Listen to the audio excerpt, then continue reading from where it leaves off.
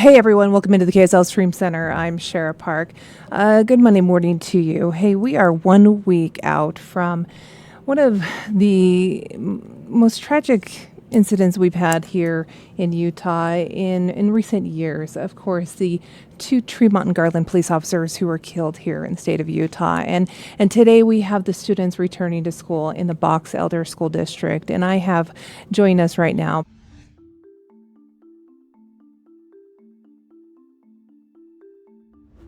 that, Brian. I was coming to you there. There you are. Brian is standing by in the Box Elder School District because today is the first day that those students are going back to school.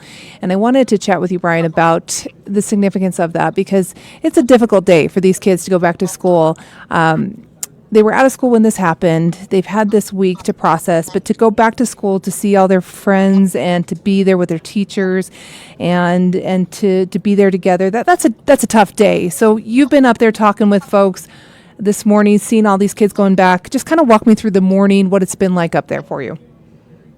Well, it's definitely an interesting day and a lot of emotions to kind of balance. You know, you have a lot of those same kind of first day of school jitters, a lot of that excitement. You definitely see that with kids up here in Tremonton, but then you're also balancing that anxious feeling from those families saying that this feeling of like just realizing what happened here just down the road is still there. And so I think for us, we watched a lot of parents walking their kids to class here. It's important to note that the school didn't have anything to do with this. It just happens to be very close to where the shooting happened.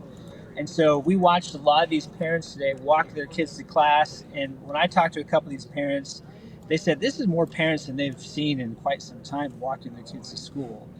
And when I asked them about that, you know, they felt like they recognize that there's no connection here, but yet they still have that anxious feeling and they just want to make sure their kids feel normal, feeling like protected, feeling safe, so at least that transition feels everything's good, you know. And so that's kind of like that mood here today. Everything, they want to be back here, they want to make it feel like it's getting back to normal, but they're still not quite sure how to best do that and have that feeling return. So speaking with the superintendent, is that who you spoke with today? What is their approach in helping them make that transition? Well, that's another good question too, because I mean, we're also a week away from The usual. when it happened.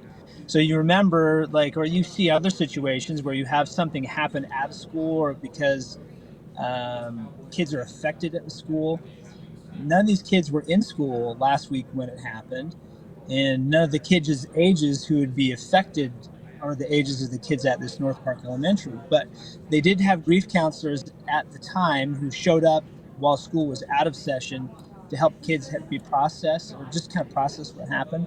Here today, the district's trying to balance how do we make sure to give kids what they need, but yet also make them feel like normal. So what they're doing here in the district, and specifically at North Park Elementary, is trying to empower the teachers to be able to, like, hey, here's a couple questions kids may ask. Here's a couple things you may want to mention to kids today, and letting the teachers kind of lead the way to help those kids get acclimated back into this environment starting off the new school year so they can feel normal, feel safe, but also at the same time, they know these kids are going to be talking about it, right? I mean, some of these kids may not have seen each other over the summer, and they're probably going to bring it up, maybe talk about it with their teachers. So they want to help them feel like that environment is still open, that they can have those conversations, but yet want to help guide them into getting back to a normal schedule here for school. You know, a lot of these students over the last week, they've been holding fundraisers. They went to the fair where they've had these memorials. They've been part of the grieving process. Talking with parents, has that helped prepare them to be back in the school environment? You know, that's a good question too. I don't know if I asked specifically today whether or not that they had been, all the things that the school had done were helping prepare them, because you're kind of getting a mix of people here who may or may not have taken part in any of those services that they offered. But they do have something. They do have one of the licensed. Let me just make sure I'm looking at my note here. They're not having any grief counselors on as I mentioned here today, but they are having licensed clinical social workers. There's 4 of them in the district. They're having 1 of them here at North Park Elementary today, just in case there's something a teacher may not be able to handle, that one of those kids can then bring that up to one of these social workers who are trained on how to handle some of these situations. But I think anything that's gone on, if you're asking just kind of my observation, having been up here the last week, I know you've been here too, I think all the things that this community has done is helping heal this process one little bit at a time. So you have the parade and all the things they've done for fundraising, being able to put out those signs and those balloons, and the efforts they've made at the schools. I think all those little things have been this outlet for these people here to be able to like process what happened and try to be able to live their lives going forward. I can't imagine. I'm sure it's been so difficult. I thinking of myself as a parent, I would be doing the same thing. I'd be walking my kid to school. I'd be having those conversations. That community, I've been so impressed with how they have rallied around each other, around these families, around the police department. It's been such a difficult week, and going into this week it will be just as difficult. Brian, we've got the service for both Officer Estrada and Sorensen this week. We've got the viewing. They're going to hold the viewing together on Wednesday, and then the services individually on Thursday and Friday for each officer up at Utah State. Do you know, is the district going to do anything with school on those days?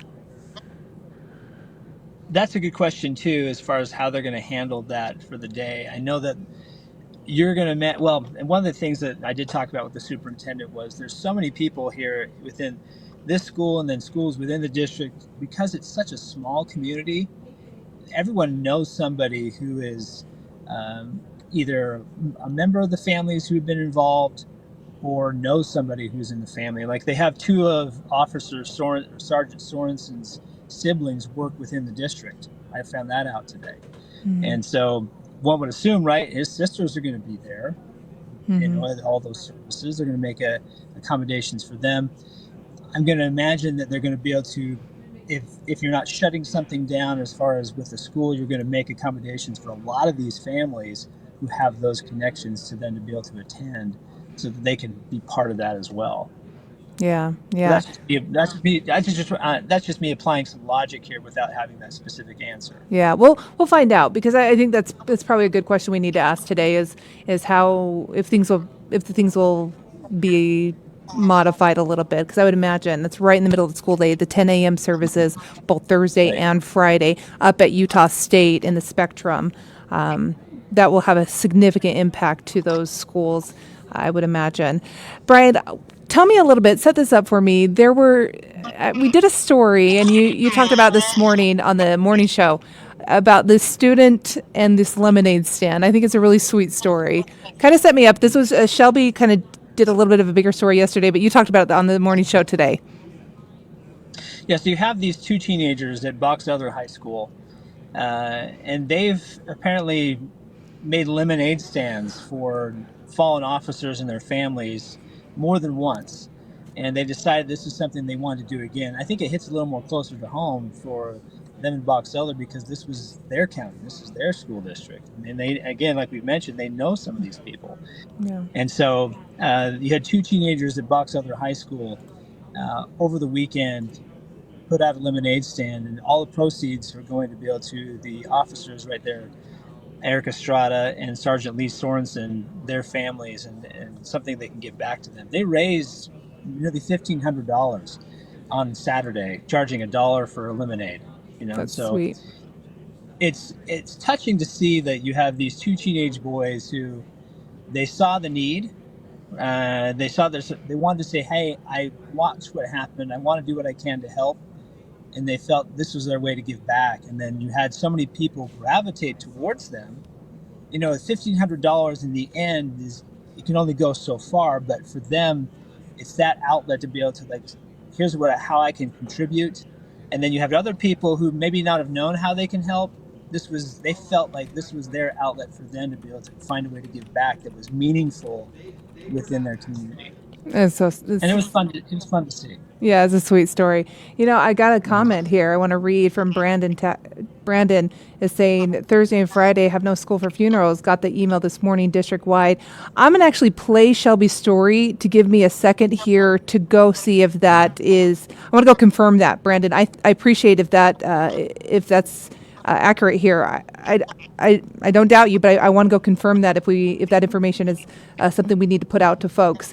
I'm going to play that, and Brian, I'm going to let you go because I know you're working on your story for KSL 5 News at noon, but I appreciate you taking the time, being up there in the community, continuing our coverage here for KSL because this is important. This is going to continue throughout the week as we honor these officers. And I'm going to share Shelby's story of these two teens who continue to honor in their own way through a lemonade stand, which I think is beautiful. Everybody's trying in their own way to give back to the community, to these families. And I'm going to go see if that is... Yes, Brandon, thank you. I'm gonna go see if we can verify that real quick so we can give that information out to folks. Here's Shelby's story about that lemonade stand. Folks, take a look. Today is the first day of school here at Box Elder High, and two students here spent their last few days of summer hosting a fundraiser for those fallen Tremonton Garland police officers. We had our football coach talk to us separately about it. In a tight-knit community like Box Elder County, And it is an old school country vibe. the loss of two police officers And a lot of people I know of them or know their families. hits hard. There's no words. When words don't feel like enough, Sherry Kimber's teenage sons took action. First thing Kaden said was, "Mom, we're doing a lemonade stand." We held it here on the other side of the high school. $1 per lemonade. We accepted all donations. All day Saturday, Caden and Carson Kimber filled up cups for Sergeant Lee Sorensen and Officer Eric Estrada's families. We had many big donations that was really cool. It's not their first time doing this. Doing this with the boys hits home. Because my dad's law enforcement, 27 years, he's now retired, but that doesn't go away. The Kimbers have hosted multiple lemonade stands, all for officers killed in the line of duty. When someone gets hurt like that, it really hurts a lot more people than just their families. Sherry Kimber says her boys and their friends handled the stand on their own. Our lemonade stand was like the epicenter of a lot of people to be able to help that didn't know how. It was a huge success. Years past, the best we could get was 1,000, and we just beat that. They raised $1,457. They'll donate it to the fallen officers' families. As the Kimbers begin a new school year, they're focused on the most important lesson they've ever learned. We always tell our boys, look for the helpers. You're going to see the good come out of such evil. The Kimbers are accepting donations through Sherry Kimber's Venmo through tonight. They are coordinating with the Tremonton Garland Police Department to get this money to the officers' families. In Box Elder County, Shelby Lofton, KSL 5 News. Isn't that a fantastic story? That's a really sweet story. Hey, thanks again, Brandon, for that tip. We are checking that out right now. We haven't received the official word from the school district, but we are working to verify that right now, that the possibility that they are going to change the schedule for the district. So as soon as we get that confirmed, we will let you guys know for sure. It would make sense. It would make sense because this impacts that district so heavily for those funeral details. Again, they've got the viewing for both those officers on Wednesday night, but then they've got two separate funeral services, one Thursday at 10 a.m. at Utah State University, and then the second one on Friday at 10 a.m. So we're definitely, Brandon, working on that. So thank you for that. I appreciate you weighing in and making us aware of that. So if that just came out, we're going to find out for sure. I do want to talk a little bit more about the support that's going to be there in the school district this week for the students. A lot of students knew these officers, of course. Sergeant Lee Sorensen, he was heavily involved in the community. And so there is going to be a lot of support for these students. And I want to play that story for us as well.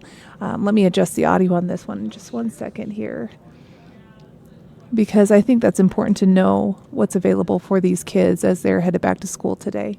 Hey, just 1 second, folks. No schools are closed in the Box Elder County School District, not even one that they're aware of. Okay, so we're hearing no schools are closed in the Box Elder for the funeral services For not.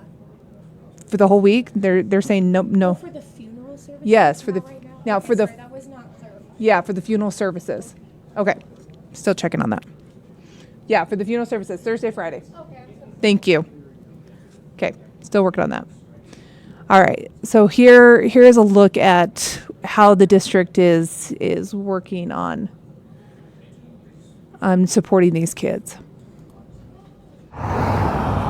The usual small town feel is changed. The signs are everywhere, but there's also the indicators of strength. Well, this is something that our community has not experienced, and so we want to be really sensitive to our students' needs and our families. Jimmy Kent, Director of Public Relations for the Box Elder School District, says they are working to help families.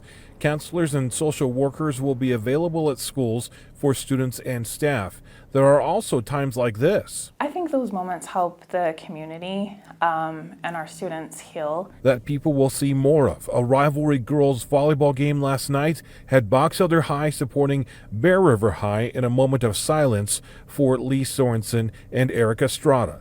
Trooper Monson, who was on duty that night, and Deputy Mike Allred's adult kids were there too. I think that this is something that's going to take people a lot of time to process and heal. And some of that will happen at home. Keeping in mind the context is really important, but also knowing that something happened in your community oftentimes is just enough to make it a little too close for comfort. Melanie Domenech Rodriguez is a professor of psychology at Utah State University. There's a real balance between being very honest and transparent and giving just enough to answer the question that a child has posed. What kind of help kids need can vary a whole lot. The indications are fairly simple, and they're tricky because they sound very simple, but they're hard to pull off.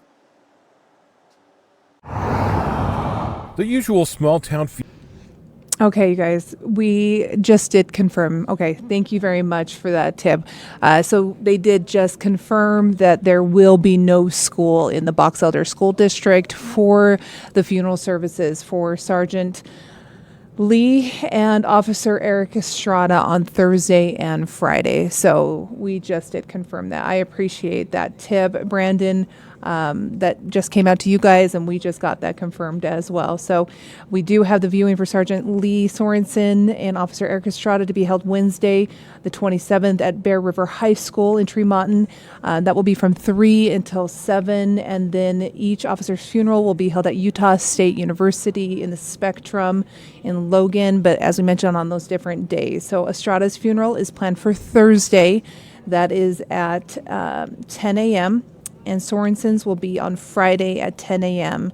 Of course, try to be there early if you are going to be in attendance. There will be a lot of traffic getting into that area. A lot of law enforcement come from out of state to be there. That community will be headed up that direction.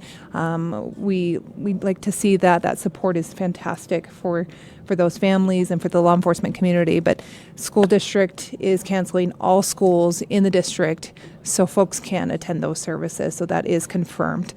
All right, everybody, I just wanted to jump on here and give you the very latest on what is happening with the Garland Tremonton Police Department and the support for the students headed back to school today. If you've got students headed back to school, our thoughts are with you. Of course, thinking about you and your families and the families of those officers and the police department there. And we will continue to our coverage. So appreciate you. And we'll be watching for any other updates for you, but that is the very latest. Okay, we'll see you over on KSL 5 News at noon. Thanks, you guys.